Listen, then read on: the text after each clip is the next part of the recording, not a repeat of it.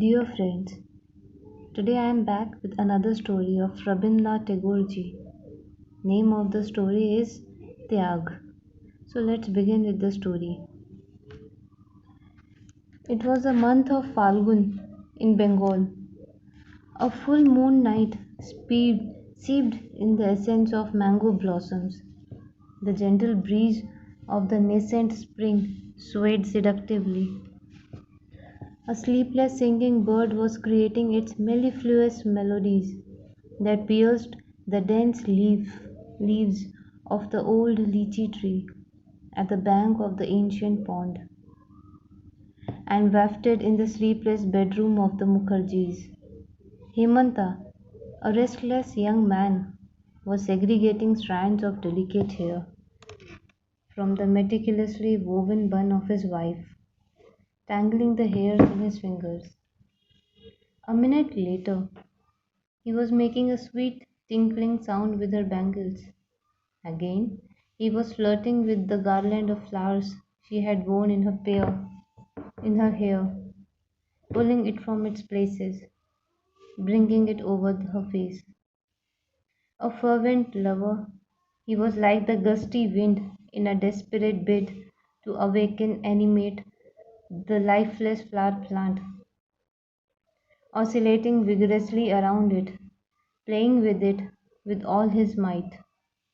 But his wife Kusum remained still, fixing her ardent gaze in the vast, boundless space hovering above her, bathed in the sweet splendor of the moon.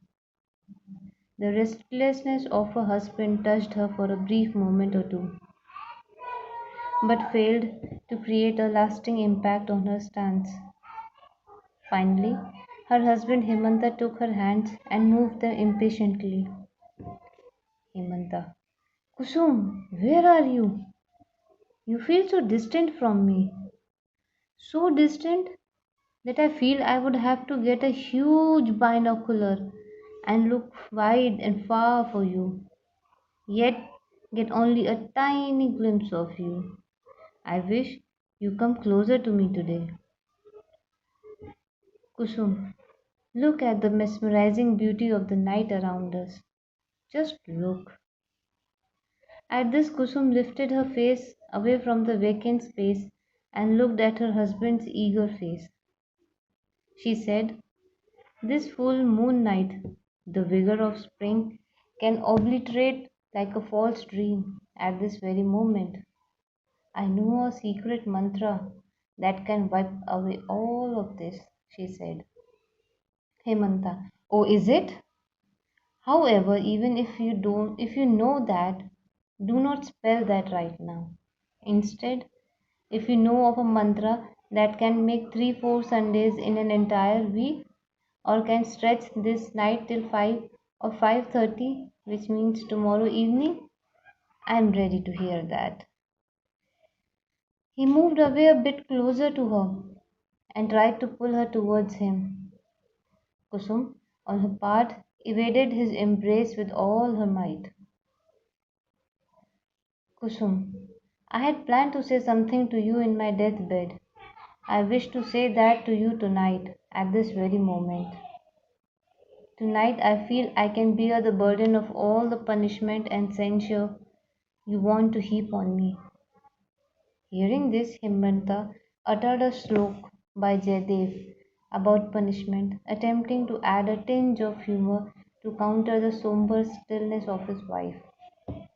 But at that very moment, he was startled to hear the angry sounds of his father, Harihar Mukherjee's familiar shoes, crunching the stillness around. He sprung up, overtly conscious of the footsteps. Harihar kept closer to their bedroom door and roared with wrath. Himanta, order your wife to go away from our house at once. Himanta looked at his wife's face with astonishment, but her countenance remained unperturbed. She sat in her place, cupping her face with her two hands, as if trying to wipe herself away from the world with all the will and courage that she could muster. The southern breeze blew incessantly. The melodies of the singing bird Papia mingled with it and entered the room like an uninvited guest. Nobody in the room welcomed it or paid any attention to it, reminding the old truth that in spite of all the beauty and magnificence of this earth, all of it turns useless sometimes. Himanta came back to the bedroom and asked his wife, "Is it all true, Kusum?" Yeah, Kusum. Yes, true. Himanta, why didn't you tell me then all along? I have tried to many times but couldn't. I am a greater sinner. I know that, Himanta. Then tell me all about it just now. Thereafter, Kusum narrated everything in a somber tone, with steely determination. She seemed to walk through a ravaging fire with slow, steadfast steps, but nobody knew how much she was charred. Himanta left the room, right after listening to the entire story from her. Kusum had realized that once her husband would go away, he would desert her forever. However, that did not amaze her. Just like the daily paraphernalia around her, it appeared before her with natural ease. With her numb, parched heart, she looked at the world unfolding around her. The essence of love which appeared to her like a huge lie, a void never to be filled. Even when she reminded herself of her husband, Hemanta's love and devotion for her, a cold, crooked bout of laughter pierced her heart like a sharp, cruel knife, leaving an imperishable scar.